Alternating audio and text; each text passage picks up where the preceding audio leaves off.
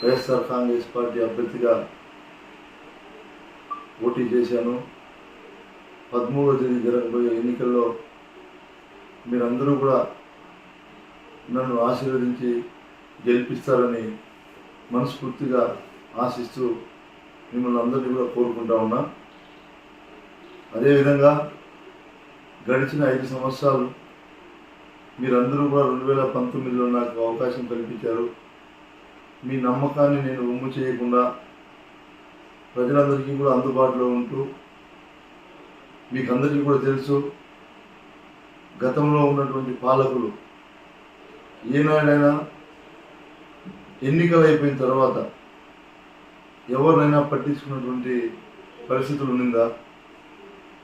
నేను శాసనసభ్యుడైన తర్వాత ప్రజల్లో ఎలా కలిసిమెలిసి ఉన్నానో, గత పాలకులు ఎలా ఉన్నారు అని మీరు గమనించగలరని కూడా నేను ఆశిస్తూ ఉన్నా. అదేవిధంగా గడిచిన 5 సంవత్సరాలు మీరు గమనిస్తే జగన్మోహన్ రెడ్డి గారు మన ఒక నియోజకవర్గానికి 2700 కోట్ల రూపాయలను డిపిటీ కానీ, నాన్ డిపిటీ కానీ, అదేవిధంగా అభివృద్ధి డెవలప్మెంట్స్ ఏదైతే గ్రామాలకు రోడ్లు కావచ్చు, ప్రభుత్వ ఆసుపత్రులు కావచ్చు, సచివాలయాలు కావచ్చు, అన్నీ కూడా ఈరోజు గ్రామాల్లో రూపురేఖలు మార్చి ప్రతి గ్రామం కూడా అభివృద్ధి చెందిందా లేదా మీరు అందరూ కూడా గమనించండి. అదేవిధంగా నేను శాసనసభ్యుడైన తర్వాత ఏదైతే మన నియోజకవర్గంలో 1,00,000 గడపలు ఉన్నాయో ప్రతి గడపకు కూడా 2 సార్లు, అంటే 2 లక్షల గడపలు తొక్కినట్టు అవుతుంది. ప్రతి గడపకు కూడా నేను 2 సార్లు వచ్చాను. ఎవరికి ఏ సమస్య ఉన్నా, ఏ కష్టం ఉన్నా, ఏ బాధ చెప్పినా వాటినన్నింటినీ కూడా పరిష్కరించుకుంటూ నిరంతరం, ఆనాడు నేను 2019 ఎన్నికలలో ఏదైతే చెప్పానో మీ కుటుంబ సభ్యుడిలాగా ఉంటానని, ఆ విధంగా మీ కుటుంబ సభ్యుడిలాగా మీతో అంతా కూడా నేను కలిసిమెలిసి గడపడం జరిగింది. మీరందరూ కూడా గమనించారు. అదేవిధంగా రానున్న ఎన్నికల్లో కూడా మీరందరూ కూడా అత్యధిక మెజార్టీతో నన్ను గెలిపించండి. నేను రాబోయే 5 సంవత్సరాల్లో ఇదే విధంగా మీతో అందరితో కలిసిమెలిసి ఉంటూ, మీకు అందరికీ అందుబాటులో ఉంటూ, ఎవరికి ఏ సమస్య ఉన్నా ఒక మీ కుటుంబ సభ్యుడిలాగా నేను ఉంటానని మీ అందరికీ కూడా నేను మాటిస్తున్నాను. మీరు గమనించాల్సింది ఒకటే, ప్రతిపక్షాలు ఎంతమంది ఉన్నా, ఈరోజు అభ్యర్థులు ఎంతమంది పోటీ చేసినా మీరు గమనించండి. 5 సంవత్సరాలు కరోనా వచ్చినటువంటి 2-2.5 సంవత్సరంలో మిమ్మల్ని ఎవరైనా పట్టించుకున్నారా? ఎప్పుడైనా మీరు అనుభవించినటువంటి బాధ కావచ్చు, మీకు అనుభవం వచ్చింటుందని కూడా నేను నమ్ముతున్నాను. కాబట్టి జగన్మోహన్ రెడ్డి గారు ఈ రాష్ట్ర ముఖ్యమంత్రి కాకముందు ఏదైతే మేనిఫెస్టో పెట్టారో వాటన్నిటినీ కూడా పూర్తిగా అమలు చేసి ఈరోజు మీకు మంచి జరిగింటేనే నాకు ఓటేయండి అని అడుగుతున్నటువంటి ఏకైక నాయకుడు ఈ భారతదేశ చరిత్రలో ఎవరైనా ఉన్నారా అంటే అది జగన్మోహన్ రెడ్డి గారని కూడా నేను నమ్ముతా ఉన్నా. అది మీ అందరికీ కూడా తెలుసని కూడా నేను అనుకుంటున్నా. కాబట్టి రానున్న ఎన్నికల్లో మీరందరూ కూడా నాపై మరియు మా పార్లమెంట్ సభ్యులు ఎంపీ గారిపై మీరు దయ ఉంచి మీరందరూ కూడా మంచి మెజారిటీతో గెలిపిస్తారని నేను ఆశిస్తా ఉన్నాను. పల్లమనేరు ప్రజలందరికీ నమస్కారం. నేను మీ వెంకటయ్య గౌడ, వైఎస్ఆర్ కాంగ్రెస్ పార్టీ అభ్యర్థిగా పోటీ చేశాను. 13వ తేదీ జరగబోయే ఎన్నికల్లో మీరందరూ కూడా నన్ను ఆశీర్వదించి గెలిపిస్తారని మనస్ఫూర్తిగా ఆశిస్తూ మిమ్మల్ని అందరినీ కూడా కోరుకుంటా ఉన్నా. అదేవిధంగా గడిచిన 5 సంవత్సరాలు మీరందరూ కూడా 2019లో నాకు అవకాశం కల్పించారు. మీ నమ్మకాన్ని నేను వమ్ము చేయకుండా ప్రజలందరికీ కూడా అందుబాటులో ఉంటూ, మీకు అందరికీ కూడా తెలుసు, గతంలో ఉన్నటువంటి పాలకులు ఏనాడైనా ఎన్నికలు అయిపోయిన తర్వాత ఎవరినైనా పట్టించుకున్నటువంటి పరిస్థితులు ఉన్నదా?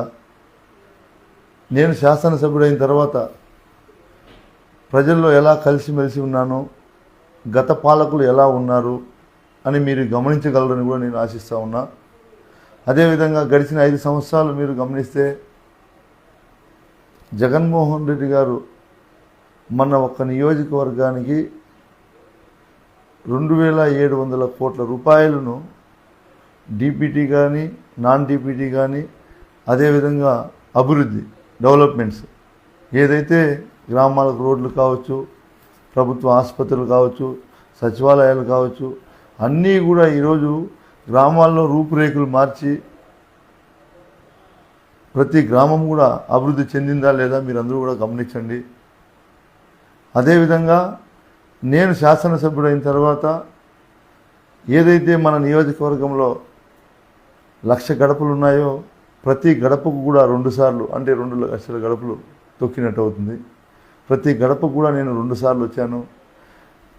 ఎవరికి ఏ సమస్య ఉన్నా, ఏ కష్టం ఉన్నా, ఏ బాధ చెప్పినా వాటినన్నింటినీ కూడా పరిష్కరించుకుంటూ నిరంతరం ఆనాడు నేను 2019 ఎన్నికల ముందు ఏదైతే చెప్పానో మీ కుటుంబ సభ్యుల్లాగా ఉంటానని, ఆ విధంగా మీ కుటుంబ సభ్యుల్లాగా మీతో అంతా కూడా నేను కలిసిమెలిసి గడపడం జరిగింది. మీరందరూ కూడా గమనించారు. అదేవిధంగా రానున్న ఎన్నికల్లో కూడా మీరందరూ కూడా అత్యధిక మెజార్టీతో నన్ను గెలిపించండి.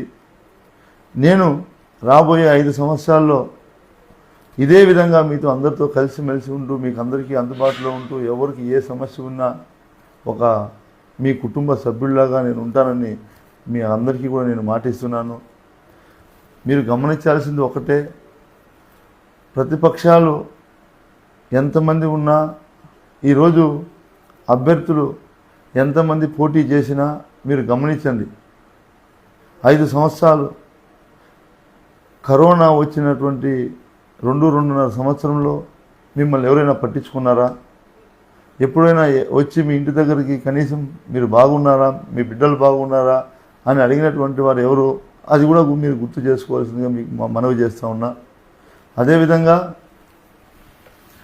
ఎక్కడైనా సరే ఈ నియోజకవర్గంలో గతం కంటే ఎక్కువగా అభివృద్ధి చేశామా లేదా అని కూడా ప్రజలందరూ మీరు గమనించండి. ఎందుకు ఈ మాట పదే పదే చెప్తున్నానంటే, గతంలో ఏ శాసనసభ్యుడైనా ఎన్నికలు జరిగినప్పుడు ప్రజల్లోకి వచ్చేవాళ్ళు, ఎన్నికలు అయిపోతే కనుమరుగయ్యేవాళ్ళు. అలాంటి పరిస్థితి లేకుండా పూర్తిగా మార్పు తీసుకొచ్చి ఈ పలంనేరు ప్రజలకు అందరికీ కూడా అందుబాటులో నేను ఉన్నాను.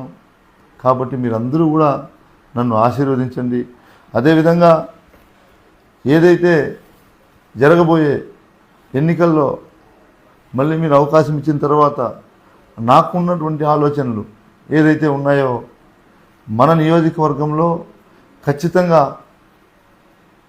ఇప్పుడున్నటువంటి పరిస్థితుల్లో యువత అంతా కూడా అటు బెంగళూరు ఇటు చెన్నై వెళ్ళి అందరూ కూడా ఉద్యోగం కావచ్చు, ఉపాధి రీత్యా కావచ్చు బయటికి వెళ్ళి ఉద్యోగాలు చేస్తున్నారు సాఫ్ట్వేర్ కంపెనీల్లో. అలాంటి కంపెనీల్లో కూడా అన్నీ మాట్లాడుకున్నాం. మాట్లాడి ఖచ్చితంగా మనకు ఇప్పుడు ఎక్స్ప్రెస్ హైవే వచ్చింది చెన్నై టు బెంగళూరు. ఇక్కడ మనకు ఏదైతే ఇప్పుడు ప్రభుత్వం ద్వారా సెంట్రల్ గవర్నమెంట్ కావచ్చు, ఇప్పుడున్నటువంటి ఈ నేషనల్ హైవే ద్వారా మనకు బెంగళూరు నుంచి ఇక్కడికి రావటం 1.5 గంటన్నర, చెన్నై నుంచి ఇక్కడికి రావటం 2 గంటల సేపు పడుతుంది. కాబట్టి ఆ కంపెనీలతో మాట్లాడి మా ప్రాంతంలో పలమనేరు నియోజకవర్గంలో సాఫ్ట్వేర్ హబ్ని మేము తీసుకొస్తాం, మీరు కంపెనీలు మొదలు పెట్టండి అని చెప్పడం జరిగింది గతంలోనే. అప్పుడు కరోనా కారణం వల్ల కొన్ని కంపెనీలు ముందుకు రాలేదు. ఖచ్చితంగా జరగబోయే 5 సంవత్సరాల్లో ఖచ్చితంగా ఎంతో కొంత కొన్ని కంపెనీలు తీసుకొచ్చి ఇక్కడ ఉన్నటువంటి యువతకు ఇక్కడే ఉపాధి కల్పించే బాధ్యత నేను తీసుకుంటానని కూడా ప్రజలందరికీ కూడా నేను తెలియజేస్తూ ఉన్నా. అదేవిధంగా మీరు గమనించండి, ప్రతి గ్రామంలోన ఈరోజు ఏదో ఒక రకంగా ఈరోజు జగనన్న ప్రభుత్వంలో ఏదో ఒక రకంగా ప్రతి కుటుంబానికి మంచి జరిగింది. అదేవిధంగా ఎన్నికల్లో చంద్రబాబు నాయుడు గారు చెప్పే మాటలు ఎలా ఉంటాయంటే, ఎన్నికలు పూర్తయ్యేదాకా అబద్ధాలు చెప్తారు, ఎన్నికలు అయిపోయిన తర్వాత కనుమరుగైపోతారు. ప్రజలు 2014 నుంచి 2019 వరకు మీరు అనుభవించినటువంటి బాధ కావచ్చు, మీకు అనుభవం వచ్చింటుందని కూడా నేను నమ్ముతున్నాను. కాబట్టి జగన్మోహన్ రెడ్డి గారు ఈ రాష్ట్ర ముఖ్యమంత్రి కాకముందు ఏదైతే మేనిఫెస్టో పెట్టారో వాటన్నిటినీ కూడా పూర్తిగా అమలు చేసి ఈరోజు మీకు మంచి జరిగింటేనే నాకు ఓటేయండి అని అడుగుతున్నటువంటి ఏకైక నాయకుడు ఈ భారతదేశ చరిత్రలో ఎవరైనా ఉన్నారా అంటే అది జగన్మోహన్ రెడ్డి గారే అని కూడా నేను నమ్ముతా ఉన్నా. అది మీ అందరికీ కూడా తెలుసని కూడా నేను అనుకుంటున్నాను. కాబట్టి